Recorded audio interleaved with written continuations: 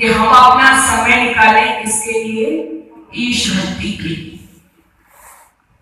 बड़ी सुंदर बात कह रहे थे कि आज का मनुष्य इतना व्यस्त है,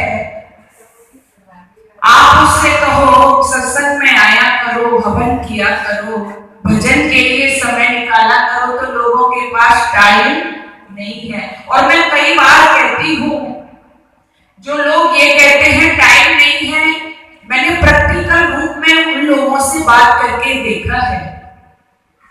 आप जितनी माताएं यहाँ बैठी हुई हैं, ये समय निकाल करके आई हैं, इसके विपरीत बहुत सी माताओं को मैंने देखा है कई बार घरों में, जिस समय वो ये कहती है कि उनके पास समय नहीं है यज्ञ में जाने के लिए, सत्संग के लिए, उस समय में मैं देखती हूँ कि वो मुझे कोई सीरियल देखते हुए नजर आती है या किसी दूसरी बहन से वो गप्पे मारती हुई दिखाई देती हैं। हमारे दादा बाबा लोग जो कहते हैं समय नहीं है, ताश खेलते हुए मुझे नजर आते हैं, हुक्का पीते हुए नजर आते हैं। जब मैंने उनसे बात करने की कोशिश की कि माता जी आप ये क्या कर रही हैं, टेलीविजन पर जब सीरियल देख रही थी, तो उन्होंने कहा बेटी टाइम पास कर रहे हैं। जो ताश खेलते हुए मुझे अपने दादा बाबा लोग मिलते हैं, क्या कर रहे हो दादाजी, तो कहते हैं बेटी कैसे भी टाइम तो कटना ही चाहिए। यानी टाइम काट रहे हैं ताश खेल करके, सीरियल देख करके, चुगली करके, गप्पे करके, और सत्संग में आने के लिए, हवन करने के लिए लोगों पर टाइम नहीं। ये झूठ है कि नहीं जो लोग कहते हैं कि उनके पास टाइम, बोलो, नहीं है। अरे हमें समय निकालना चाहिए। लोग यूं कहते हैं, कई बार मेरा ये जोर रहता है कि हम जब सत्संग में आए तो अकेले नहीं आए, सत्संग में हम आएंगे, जब हम आए तो अपने घरों से अपने बच्चों को भी साथ लेकर के आए। कई बार लोगों को लगता है कि बच्चों का यहाँ क्या काम है, लेकिन जरा विचार करना, आप बच्चों को लेकर के आओगे सत्संग में, जब वो यहाँ पर सुनेंगे, देखेंगे, तो ये उनके संस्कार बनेंगे। कई बार कहते हैं लोग जी ये तो हवन करना, भगवान की भक्ति करना, सत्संग करना, ये तो बुढ़ापे का काम है, बच्चों का, नौजवानों का काम नहीं है। लेकिन ध्यान देना लोगों, जब बचपन से आपके संस्कार ईश भक्ति के नहीं है, सत्संग में जाने के नहीं है, तो बुढ़ापा जब आता है, वहां तो खैर स्थिति ही दूसरी हो जाती है। लेकिन संस्कार जब बचपन से नहीं बने हैं आपके, तो मेरा ये दावा है, क्योंकि मैंने जो रिसर्च किया, मेरा विषय भी यही था, संस्कारों के ऊपर मैंने रिसर्च किया, और एक प्रयास भी है मेरा, हमारा मिल करके काम कर रहे हैं कि आज जो हमारे समाज में जो लोग, जो बच्चे, जो नौजवान संस्कारों से अपेक्षित हैं, उनको किस तरह से संस्कारित करके समाज में दिया जाए। इसके लिए संस्कार जागृति के नाम से जो गुरुदेव दयानंद ने हमको 16 संस्कार के लिए संस्कार विधि दी थी, उस पर मेरा छोटा सा प्रयास है। तो बच्चों को जब हम लाएंगे, यहाँ पर जोड़ेंगे सत्संग से, यज्ञ से, तो जैसा कि प्रातः काल भी आपको बताया जा रहा था, बच्चे छोटे हैं लेकिन जो देखते हैं, जैसा सुनते हैं, उसका असर बच्चों पर जरूर होता है। बुढ़ापे की बात जो लोग करते हैं कि बुढ़ापे में स्मृति करेंगे, भजन करेंगे, लेकिन मैंने देखा है बच्चे सेट हो गए घरों में, विदेशों में चले गए, नौकरी कर रहे हैं, बुढ़े माता पिता बैठे हैं घर में।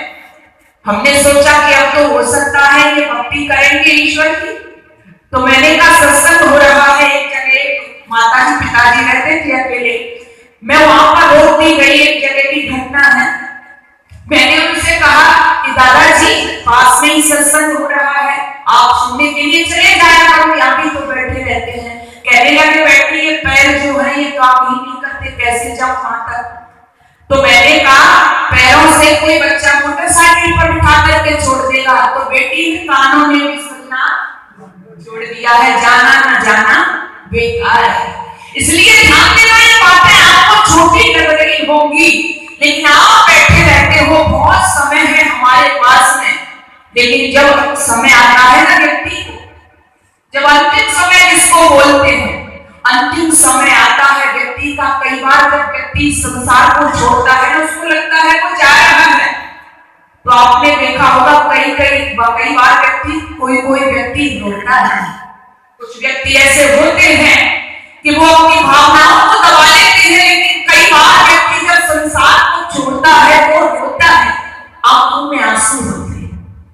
कई बार मैंने पूछा, एक दो घटना जब हुई कि ऐसा क्यों होता है, तो हमारे जो वहां पर बड़े बूढ़े लोग इकट्ठे थे वो कहने लगे, माता जी कहने लगे, बेटी ऐसा इसलिए हो रहा है कि अब अंतिम समय में ये व्यक्ति रो रहा है ना, इसको जम दिखाई दे रही है।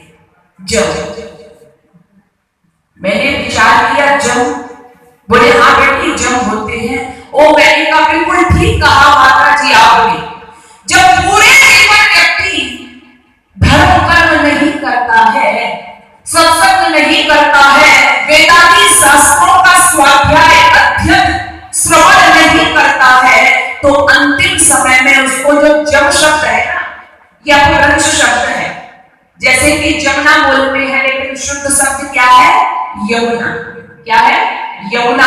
ऐसे ही ये जम शब्द है ना, ये शुद्ध शब्द है यम।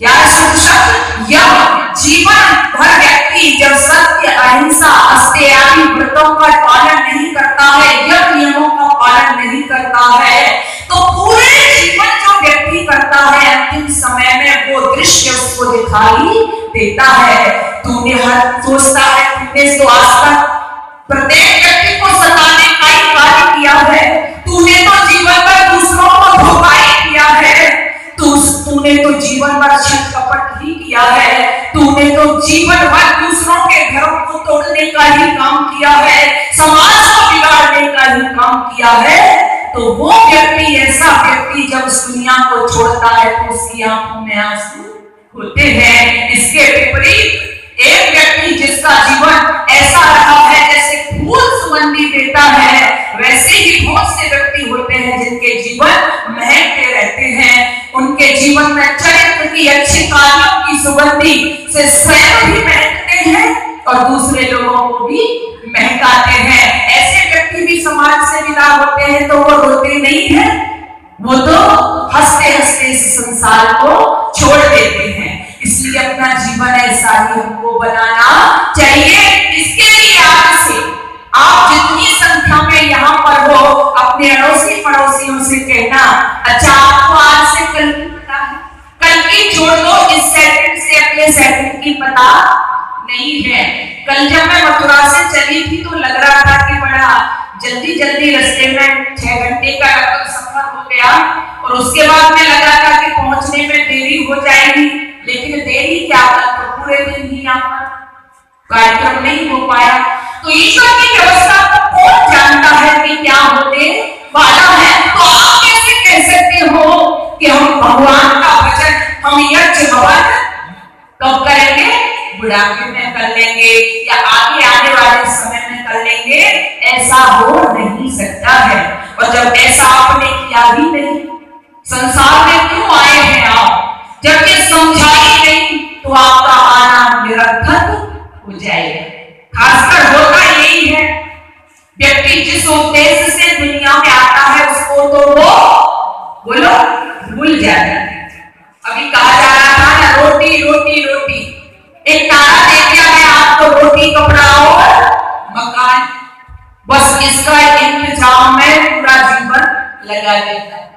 कई बार ऐसा होता है, एक सेठ जी अपने घर के दरवाजे के पास बैठे हुए थे, कोई ग्राहक क्या रहा था, कहने लगा सेठ जी कैसे उदास बैठे हो, कोई बात हो गई है क्या घर में? बोले ना कोई बात नहीं है। कि नहीं फिर भी उदास हो।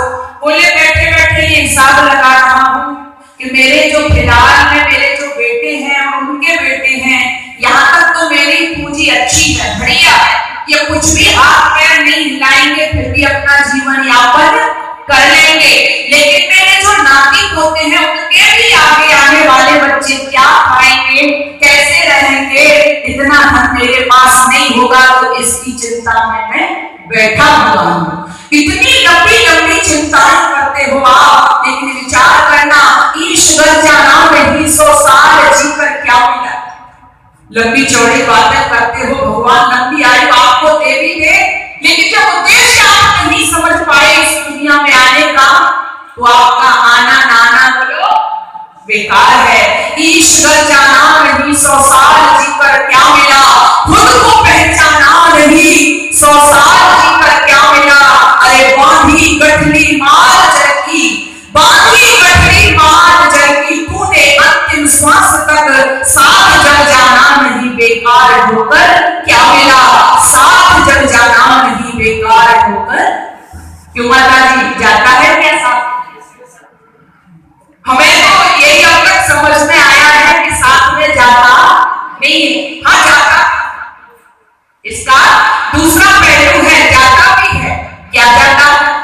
जो मैंने पहले आपसे शुरू में अभी अभी कहा था, जो हम अच्छे कार्य करते हैं ना, जो अच्छे संस्कार हमारे चित्त पर अंकित हो जाते हैं, वो हमारे साथ जाते हैं, उसी के आधार पर हमको अगला जीवन मिलता है। लेकिन जिसको जोड़ते जोड़ते हम पूरी उम्र लगा देते हैं, वो साथ में नहीं जाता है। कोठियां बनाई, बैंक बैलेंस किया, अच्छी अच्छी गाड़ियां ली, लेकिन ये साथ में नहीं जाती है। जब साथ में ये चीजें जाती नहीं है, तो अपना समय हम इसमें क्यों लगाएं? इसलिए समय रहते हमको चेत करना चाहिए।